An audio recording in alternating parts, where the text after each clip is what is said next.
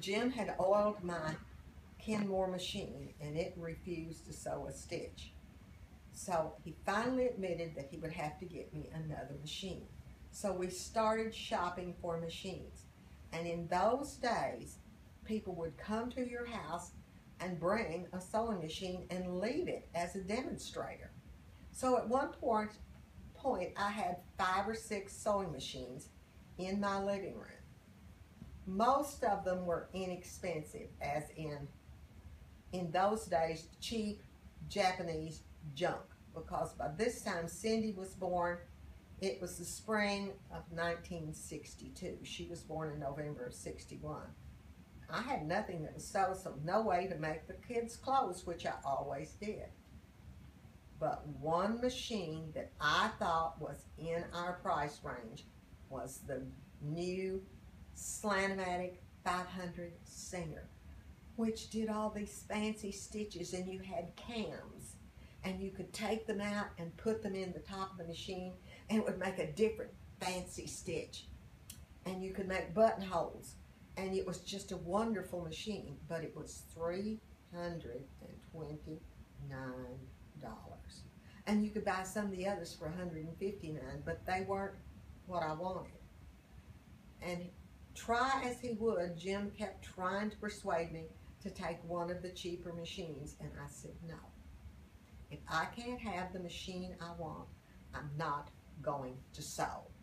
Well, that horrified him because I sewed everything.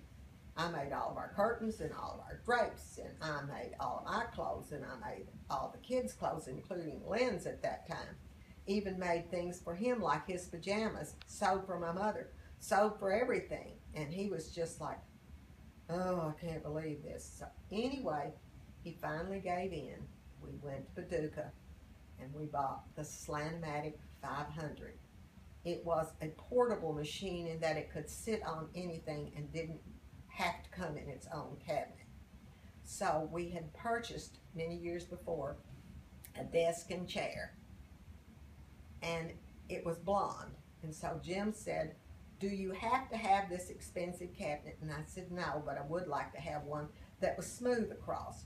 So he got busy and cut a hole the size of the sewing machine in the top of that desk, and he got under it or turned it over or something, and he put strong wood around that, glued it and tacked it on, so that when I dropped the sewing machine in there, I would have a flat bed and it would be easy to sew on. And it only had 2 drawers on either side, and I needed more drawers than that. So he took those drawers out, and he took a little saw. We didn't have electric saw then.